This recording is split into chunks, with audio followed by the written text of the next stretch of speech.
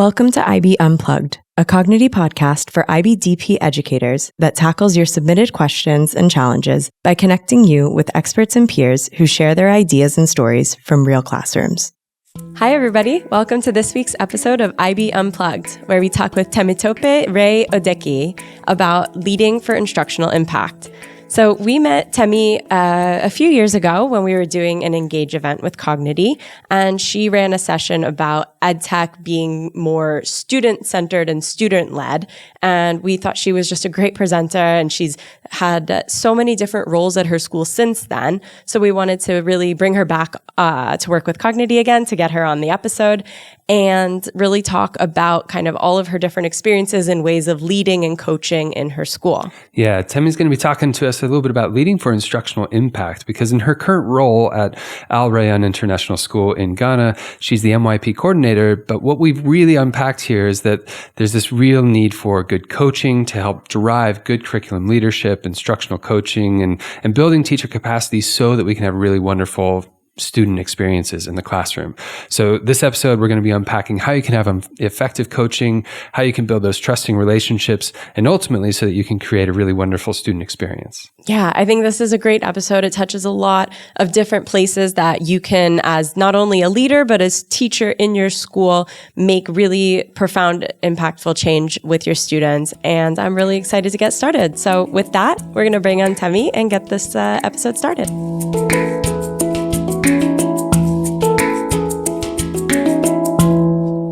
Hi, Temi. Welcome to IB Unplugged. We're so glad you're here. Yes, I'm so excited. I hope you can see it on my face. Yeah, no, we're looking forward to it.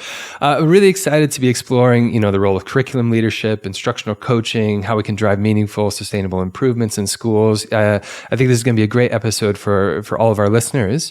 But let's first dive in with a couple of warm-up questions and help people get to know you a little bit, because I know that you're involved in, seeing what happens within schools and offering good coaching and whatnot. And part of that includes walking into classrooms and seeing what's happening. So when you walk into a classroom and you see great learning, what do you notice first? I think the first thing I would notice is the energy. It's the energy in the room, seeing students and teachers, actively engaging in the learning process. It's not just about, being busy, but you see students thinking and they have thinking strategies to follow. You see students presenting and they know how to present. You see students engaging in guided inquiry. The teacher is not necessarily in front of the classroom, but you see that the teacher is ready for the class, and the position of the teacher in the classroom doesn't actually determine control, you see. And I see a sense of, psychological safety. The students feel safe in that space. They are safe to share their learning, share their thoughts, ask questions. Yes. So I'm looking for two things: that energy and safety. What is one of the best pieces of feedback that you've ever received as either an educator or a leader? Oh man, I have a lot. I don't even know which to use. Okay, so there was this feedback I got from a student. It was the last day of the IBDP exams, and we usually have the senior lunch, to congratulate the students. And she came up to me and said she remembers clearly what I told her when she was in year 7. I told her that I believed in her and I knew that she had potentials and she can do anything as long as she sets her mind to it. The interesting thing is I also remember saying it. Oh, wow. Okay. But I was surprised that it stayed with her for this long. Yeah. You see, and it just goes to show that as educators, sometimes you don't see the immediate impact of what you do or what you say, you see, but it can stay with students for a long time, and it can really shape the humans they become at the end of the day. I'm not going to lie. When you said that, I got a little bit panicked, because sometimes I'll have a student be like, do you remember what you told me on the first time we met? And I'm like, oh God, no, what did I say? So I'm so glad it had a positive ending on that one too. Wait, what do you mean with the senior lunch? Is this like a celebratory thing that you do like once all? Tell me about that. What does that look like? So we have a senior lunch where we have the teachers and the students and yes, the school leaders in the room having lunch together, and the students kind of organize the whole events. They reflect on the years they've spent together, because our school is an IB continuum school. So it's from EYP all the way to IBCP. And you would have pictures of students when they were babies. So all those moments, field trips from years past, they bring all of these things together. And, it's a senior lunch, but we end up crying a lot. It's like it's a parting ceremony before the actual graduation. That sounds really, really impactful. Like a great way to cultivate some good culture there. Yeah. Nice. Well, okay, let's dive in. I know we got a few parts we want to talk about here. And this first part we want to look into is that curriculum leadership, instructional coaching, and how we can use that to drive improvement. And, I think most leaders now are thinking about ways that coaching can be used in their practices and how we can inspire through coaching. So I'm wondering if you could just kind of unpack that for us a bit. First off, how can coaching move us beyond observation, feedback, here's what I noticed, here's what looked good, that sort of stuff, but really to truly shift classroom practice? Good. First of all, the question is why coaching? You see, research shows that when teachers go for this one-off trainings, it's not really impactful. Because they go to that place, they learn everything, and boom, back to reality, and nothing actually changes. Sometimes they are actually willing to change, but then the systems, the structures around them don't afford them the opportunity. And so they just, slip back to the old ways. Mm-hmm. Now you have coaching. And for coaching not to look like just observation and feedback, we have to understand that it has to be done with teachers, not to teachers, right? So in the beginning of the year, you look at goal setting. So the coach is with the teacher asking, what goals are we setting this year? What do we want to achieve this year? And it has to be linked to students' learning. The impact has to be on the student, right? So after goal setting, we go to co-teaching. Having to enter the classroom with the teacher and co-teach helps the teacher understand what it's not just saying, oh, these are the list of different strategies that you have to use, and go do it. See? So goal setting, co-teaching, and joint reflection. It's not saying you should have done this instead of that, or you should have. It's asking, why did you do this?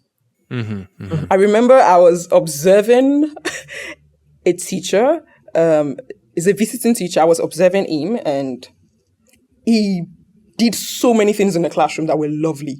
But, I sat down at the back and I asked myself, why is he doing all of these things? Is it just to wow me?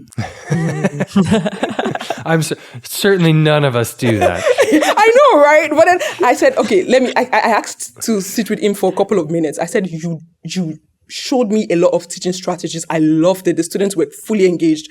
But I really want to know why you did this and that and that. I kept asking. And he gave me the reasons why he did it. Even though I thought I knew the reasons, which were also very good reasons, he gave me even better reasons why he did it. Mm-hmm. Yeah. You see? And I just loved it. So it's important to ask why. Assume the best intent and ask, why did you do this? And then together you can, guide the teacher towards improvement. So goal setting, co-teaching, joint reflection. Mm-hmm. What I loved about what you just said is that it's with the teacher, not to the teacher or at the teacher. I'm also just very briefly on that. Talk to me about like how coaches are determined. Is it just like I'm in a role of leadership and therefore I am a coach as well? Or is there more like kind of, there's parity in terms of these are my colleagues and I can kind of choose a coach? What's the best way about that? Okay. So another question again is why? What are you coaching about, or what are you coaching for? So if you have your school vision and mission, so you know what you want to achieve as a school, how do we get there? So who gets trained to be a coach for this or that? For example, I'm an EdTech coach. You can have an instructional coach that is focusing on concept-based inquiry, for example. You see? So when do I step in? When does she step in or he step in? See? Mm-hmm. So we have coaches that help train the teachers. So it's not like everybody, we have 15 people going for a workshop. No, one person goes to the workshop, gets equipped, has deeper understanding of whatever it is, and then goes on to work with the teachers, which is something that is usually missing in many trainings. So you continue to work with the teacher to get them to where you want them to be. Nice. Okay, so we have specific people that are trained to be coaches. And of course, apart from training to be an expert in that pedagogical area, it's also training to be a coach. You have to learn to be a coach to be able to coach anyone. Yeah. It's the same thing as a teacher. Just because you know a lot about a subject doesn't mean that you can actually go and teach it. It's the same concept. And I think sometimes it's really easy to be really good at teaching students. And then the second that we talk about teaching teachers, all of the strategies that everybody knows that are really important to learning are just out the window. It's like, nah, you're grown-ups. You should be able to handle this on your own. I think it's so much of it about teaching teachers is even harder than teaching students, because you also have this layer of change management that is, I think, hugely important when it comes to any kind of professional development. There are a lot of people who actually don't want to change, or they don't feel like they are equipped to, like you said before, of like just going to one session. You can't just magically change what you've been doing for 10 years. It's really a process and a flow that you kind of have to follow with teachers. And from what you said, what I do is I ask myself, who are the early adopters? Who are the late adopters? You don't just go on with change and push it at everyone. Some people would adopt. They would adapt as early as possible than others. So don't waste your energy on those people. Start with those that would. And then you see the change keeps trickling out and everybody says, oh, okay, this is like a big change. Everybody's changing, right? So then you go on to the late adopters, and they would have, of course, have started noticing that change around them. They would change at the end of the day. Exactly. We see that with Cognity all the time, where we have a school that starts in and you have this one teacher who is really, really excited about it. And they're like, I'm going to be the one to change it at your school. And you're like, great. I love you. Let's be friends. Let's get you to be the one who then the other teachers at the school, they're going to trust that person way more than they're going to trust me. I don't know you. I don't know about you, but I know your classroom to this person. And if you are seeing the positive impact in your classroom, all right, then maybe I'll be willing to try it. I mean, what we're getting at here, actually, it kind of brings up a question that I had when you were just talking there to me about, you said, assume positive intent, and then ask why when you're having those coaching sessions. And I was thinking about that because sometimes, especially if you're with teachers who have been here for a long time, they might feel maybe a little bit attacked or something like, well, what is this person going to tell me about this? How does it kind of go from I'm being evaluated and therefore I may or may not be meeting the mark of what we're supposed to do, but rather to really build that trust so that coaching is seen as like a mutually beneficial thing, so that as a team, we're all getting better. How do you kind of get into that so that people feel like it's a valuable trust building thing as well? And trust is the foundation for every coaching. If there's no trust, teachers will just be performing. They'll be performing for you in the classroom and it will not be meaningful. And for trust to happen, first of all, you have to define roles. The coach cannot even be the supervisor.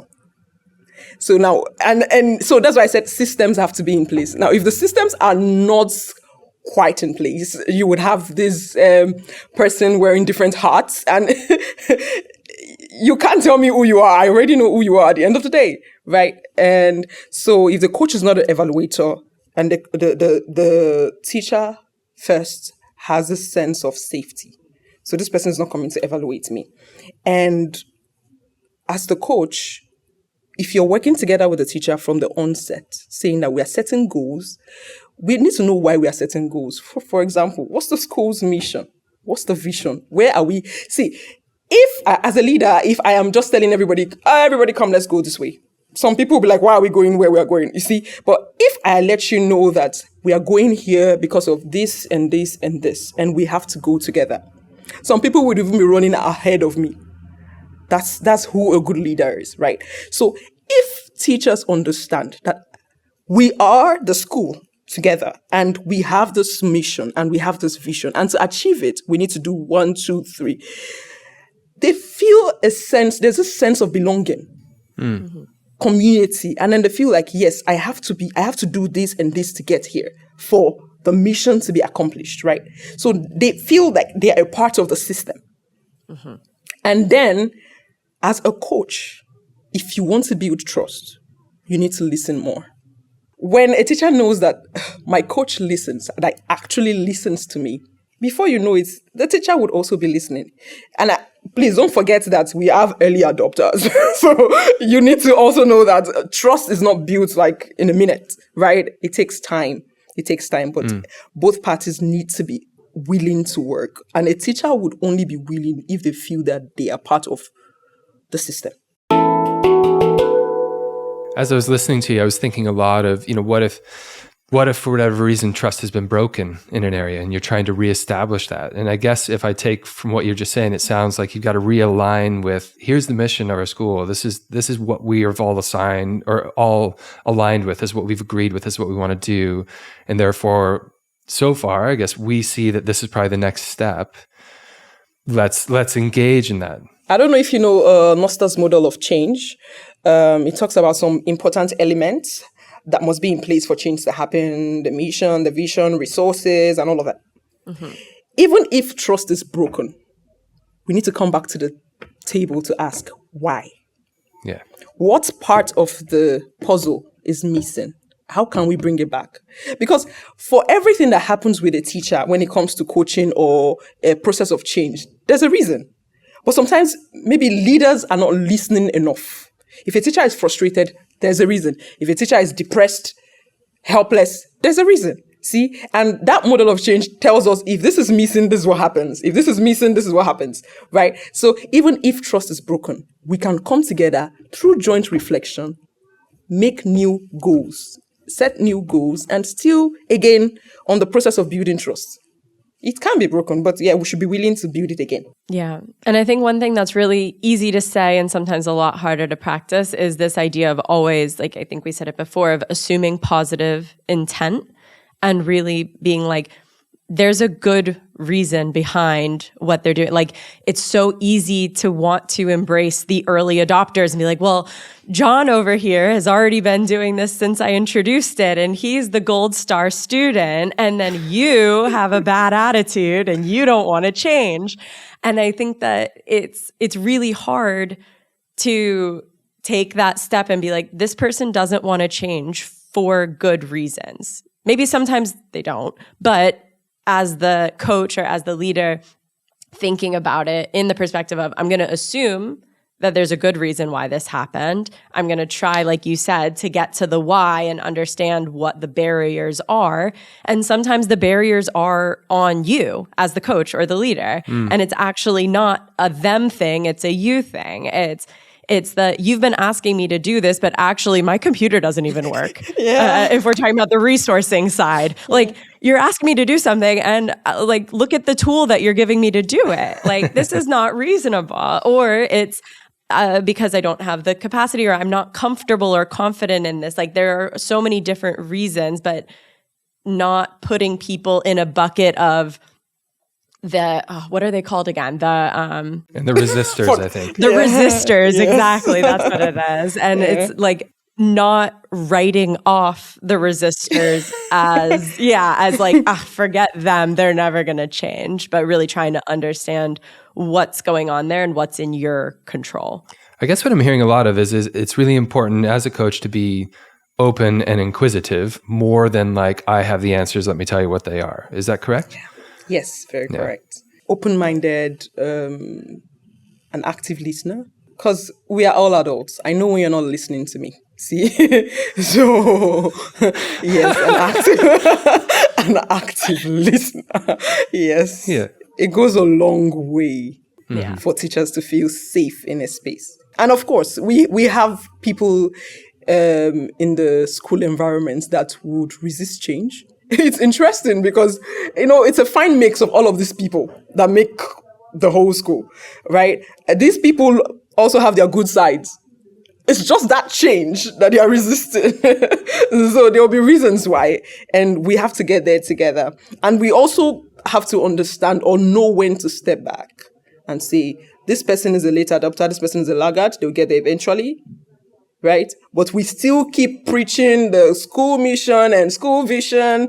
And so everybody knows this is where I am at. And remember, there's ongoing reflection and goal setting every year. So of course, the laggard would definitely know that I have some goals, pending goals that I have not yet set.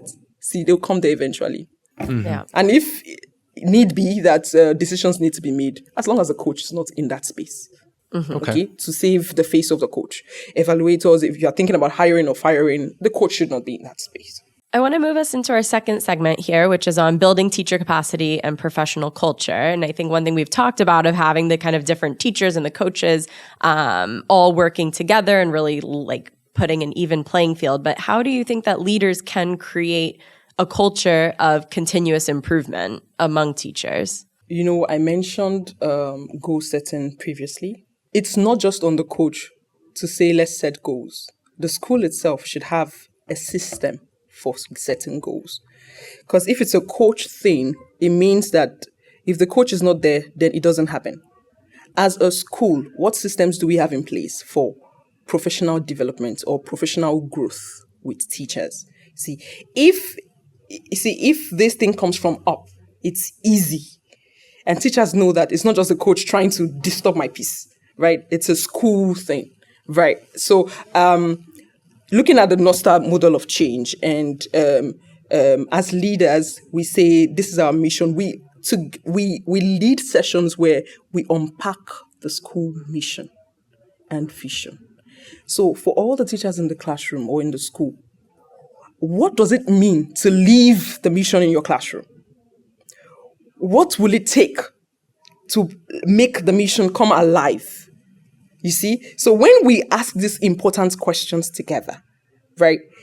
And then we say, if I don't know that I need this training, I'm not going to make use of it.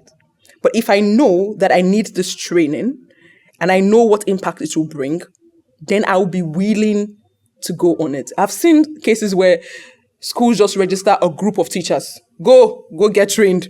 Why? See, and we are adults here. Why? See, so those discussions have to be made. And when teachers know, and when it comes to professional growth, it also means that when I grow, how will you pat me on the back? How will you pat me on my head? How will you say, well done? Okay, so do I have a portfolio?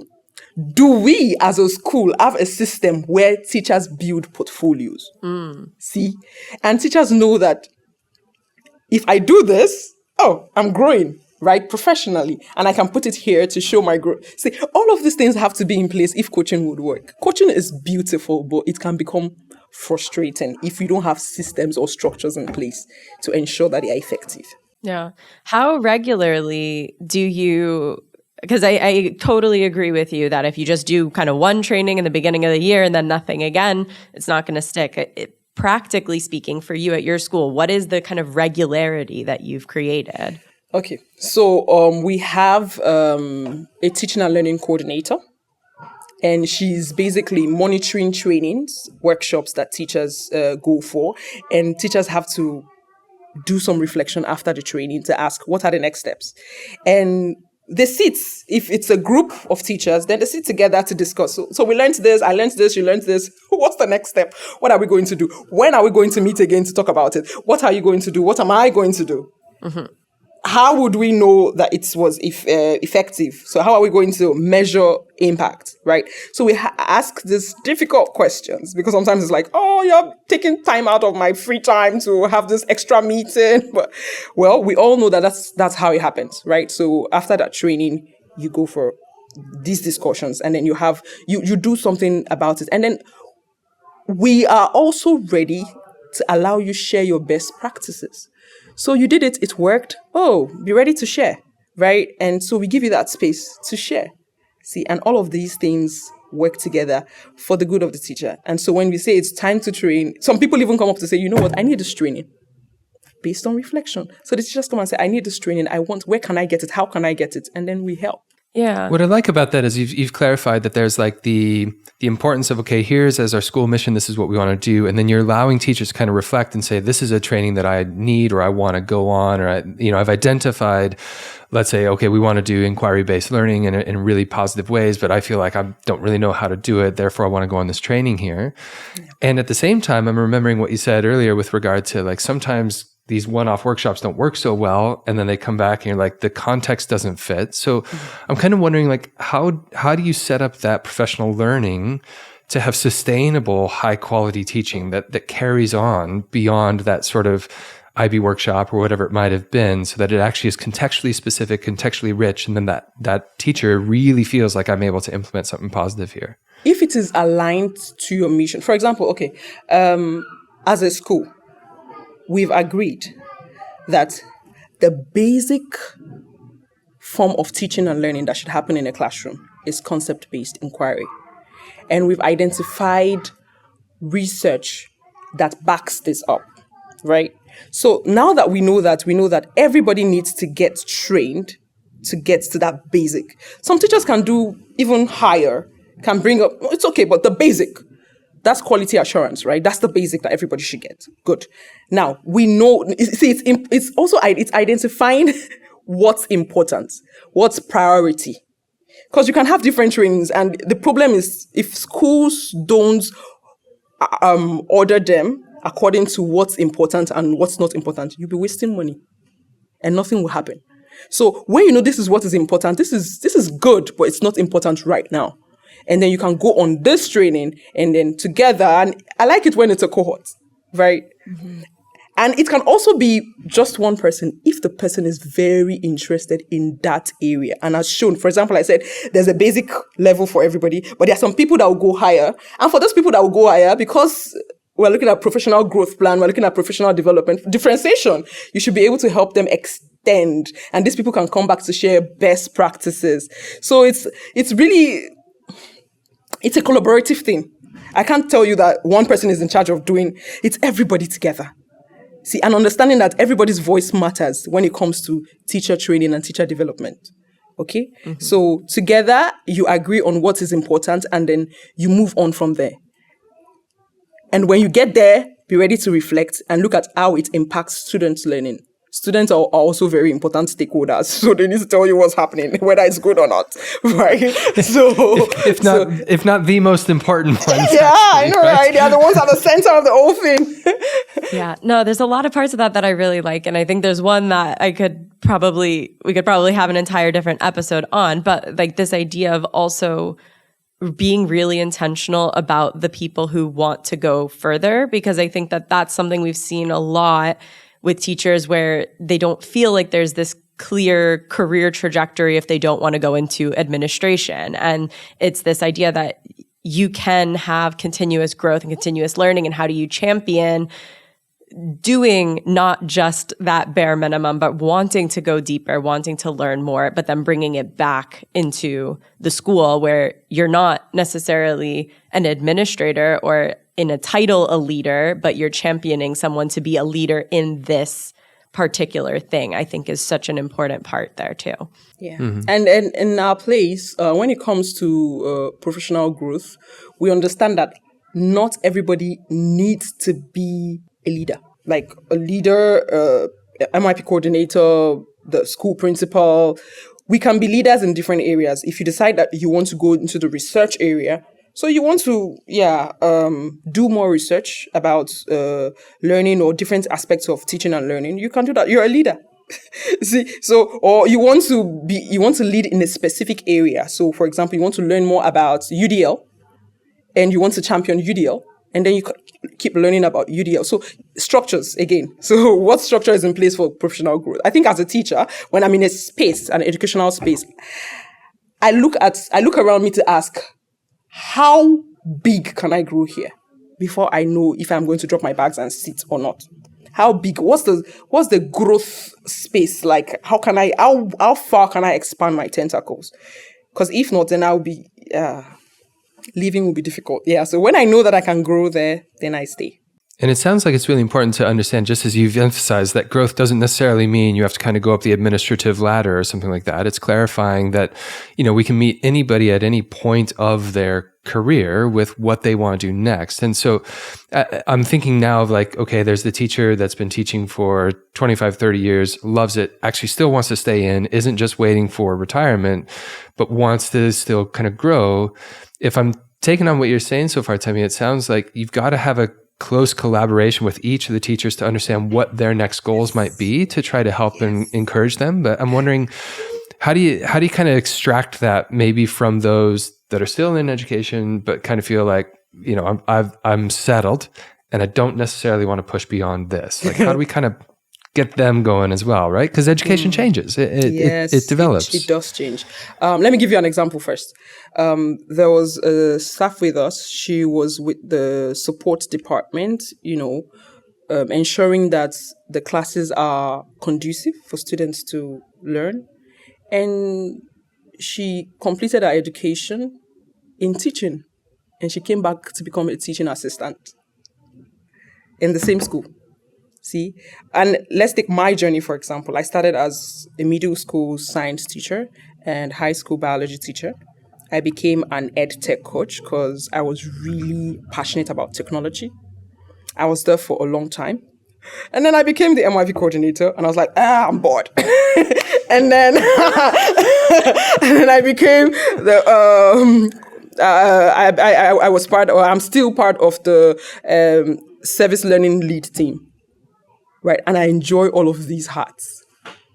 I am not the ed tech coach currently, but you can still come to me for your technology problems. And you see, but it's having that space to ask these questions, and even having that space to know that you can speak about what you want to do, even if you are not asked.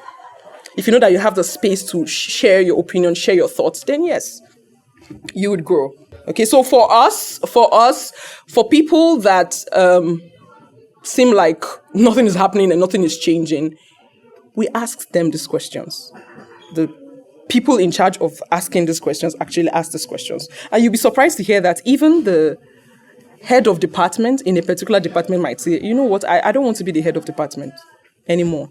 People, you don't push people to get roles. They need to be interested in the role if you're going to see impact. Right. So asking them, are you sure you're comfortable in this role? Nah, I don't think I'm comfortable. Okay, then it's okay. Yeah, and I'm seeing where, that question would be, it's so important and it's critical to just say, hey, when you got in this role, is this kind of what you hoped for? You've been doing it for a little while. Is this what you were aiming for? Does it still feel like it's part of your passion, what you want? But I'm also recognizing you can't ask that question unless there's a solid level of what we were talking about before, trust and openness and good culture around the idea of like, I'm not being attacked right now, or somebody's not coming at me saying you're not doing the job, but rather just kind of extracting from them what were kind of the things that you set out to do when you became head of department, and has that come to fruition? Are there, that sort of stuff? Yeah. Are there ways that you kind of extract that in a non-threatening manner? Yes. And it's through this conversation. See, if you are listening well, you get the answers you need. And all you have to do is ask follow-up questions.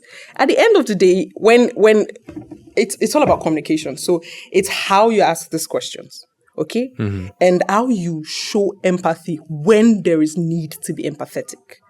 Right. So when you ask these questions and you ask follow-up questions, and because the truth of the matter is, if they are not telling you, they'll be saying it in another space, and it can affect the atmosphere of the environment. Yeah. So you don't want your late adopters or laggards to negatively influence the early adopters.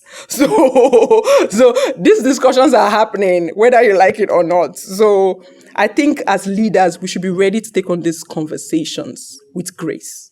Yeah. Okay. Yeah. And have them often, because mindsets change. So we should also know that people are not constant. Their thoughts yesterday might not be the same today. You keep asking these questions. I like at my workplace, they do this a lot.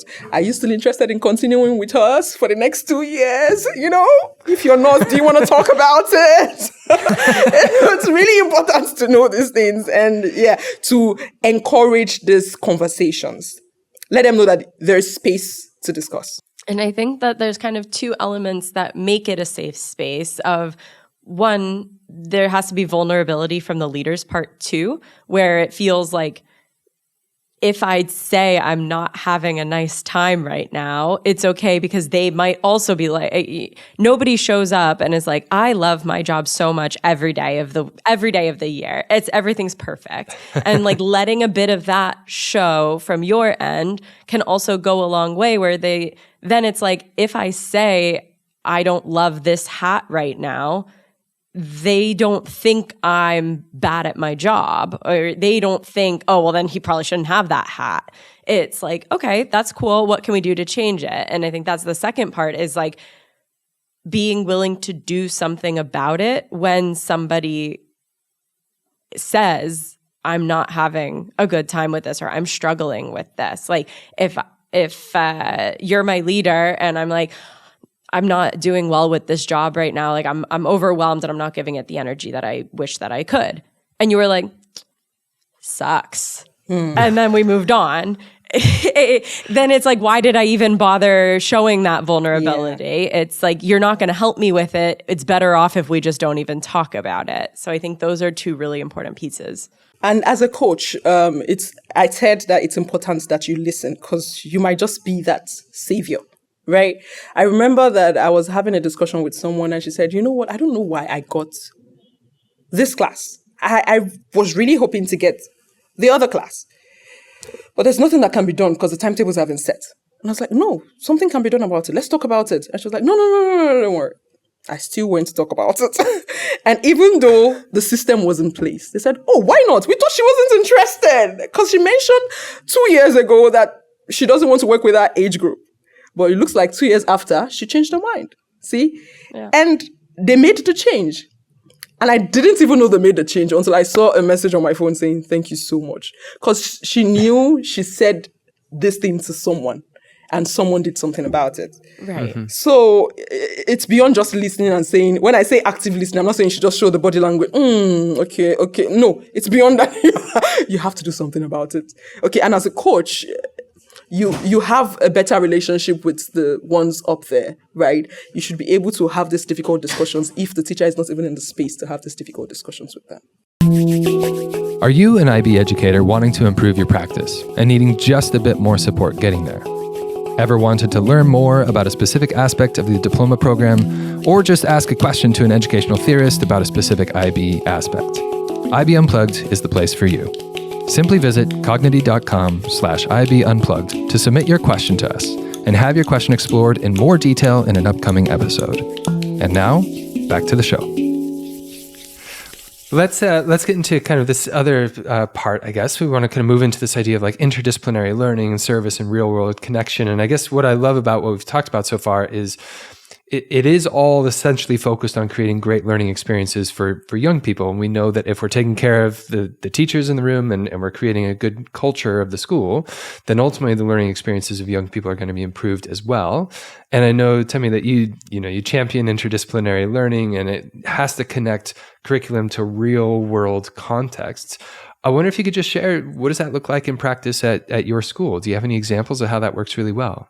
Yeah, and talking about interest and shifting interest, I think that's where I am at right now. Interdisciplinary learning, community engagement, service learning. At our school, first of all, why interdisciplinary learning?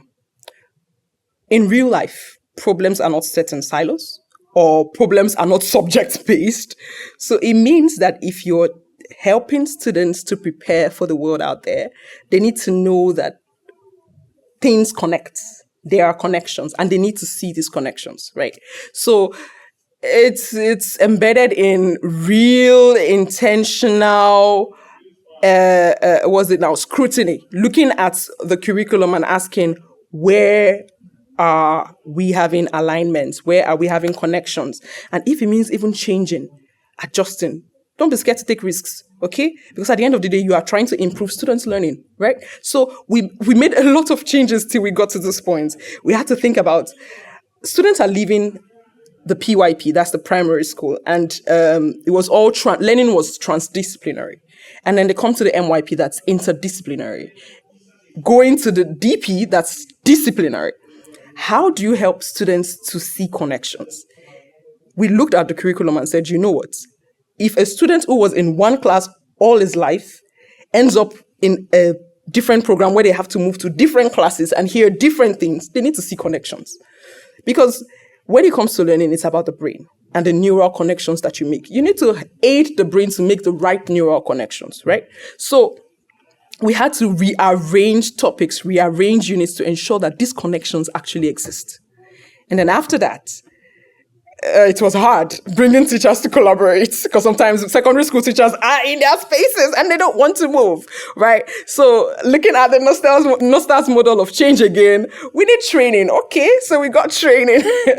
And I was there with them. Before the training, we had taken risks to do some interdisciplinary learning. And of course, we reflected and we knew, we're not good here, we're not good here. Then we went for training. But we know why we are going for training. And we went for training. We did a training. And teachers came up saying, I have a link. I know a link. I can connect with you. And yeah, they had these discussions going on. And now we have this wonderful interdisciplinary experiences. In year 7, for example, there's an interdisciplinary link between language and literature and visual art. And they look at how storytellers and artists write or make art, looking at the stories of others, right? So students learn how to write fictional stories and they learn how to make art. I don't know what it is now. Is it realistic art or something? And they were learning together. They come into their English class and they're driving together to get one essential understanding. And in the art room, they are doing the same thing. The connection keeps happening. The skills they are developing, the same. They are using it here. They are coming back here. They even have a task they are completing in the visual art room that they have to take to the language and literature class.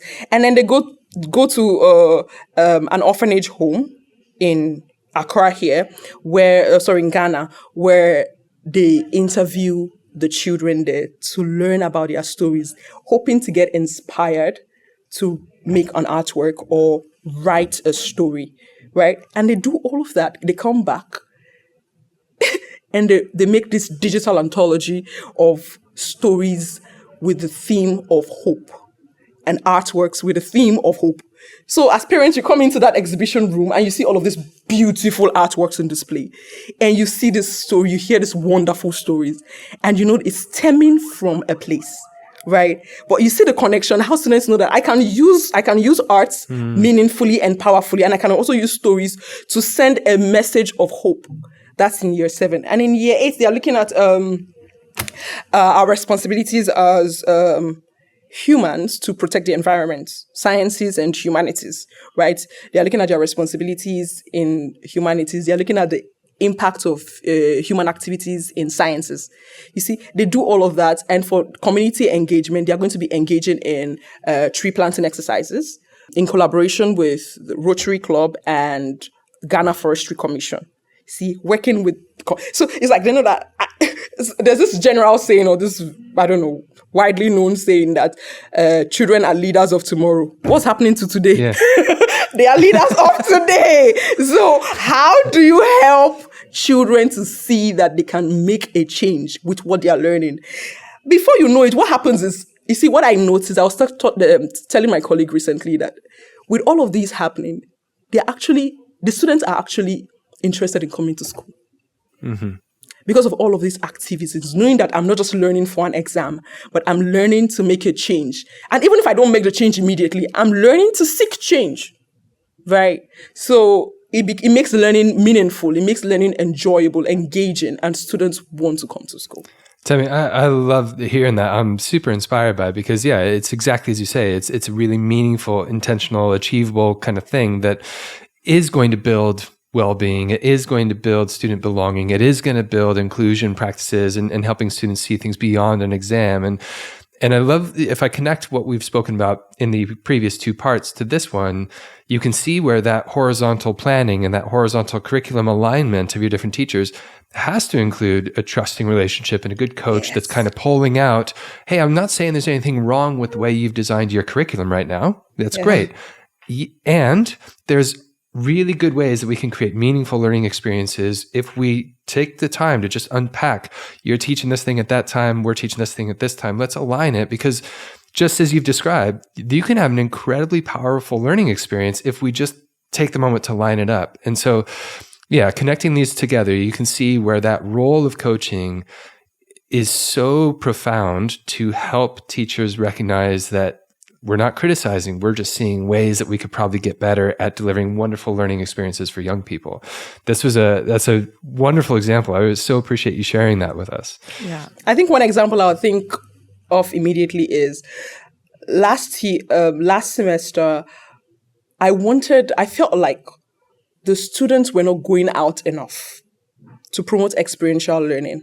Right. Mm-hmm. So I connected with somebody I knew would be interested in taking their students out. And we asked, where can they go to? How is it connected to their learning? What can they do?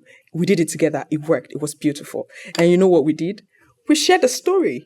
Right. So we have the meeting where we reflect as a team, and we're sharing this beautiful story and the impact on the students and all of that. And I didn't even need to say anything this semester. Everybody was going out. Everybody was going out. We have this trip and students are going to do 1, 2, 3, 4, 5, 6. See, so at the end of the day, it's about who is leading and how are you leading if the change would happen. Yeah.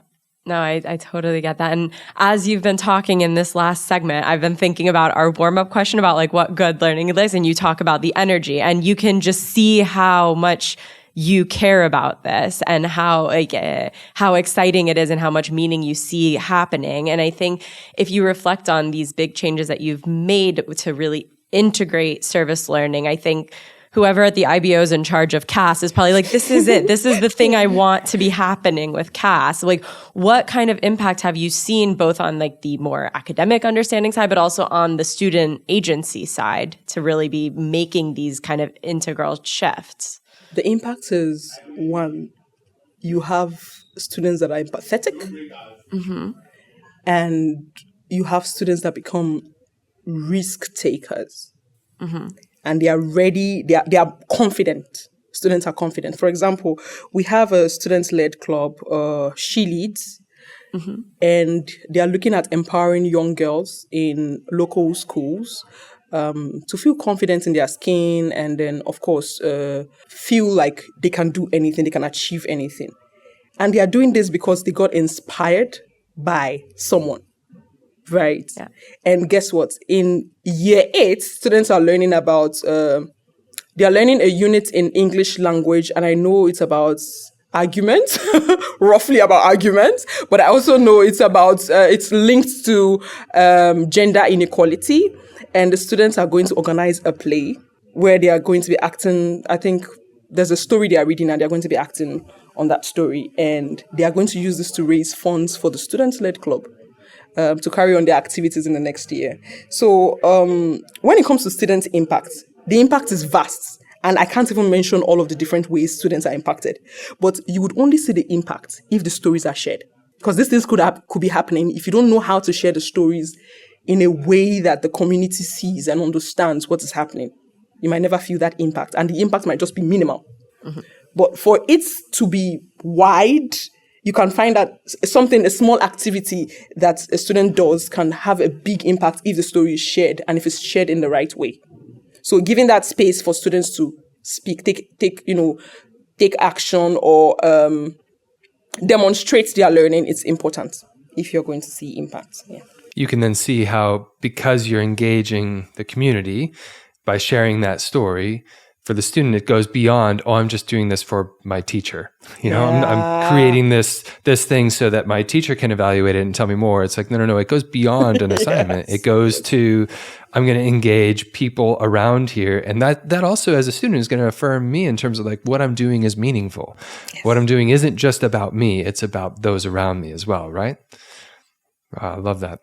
Temi, I've so appreciated this conversation for so many reasons, not just the content, but one thing I've really picked up on that I love is after so many of the questions, you've said, okay, well, the first question is why?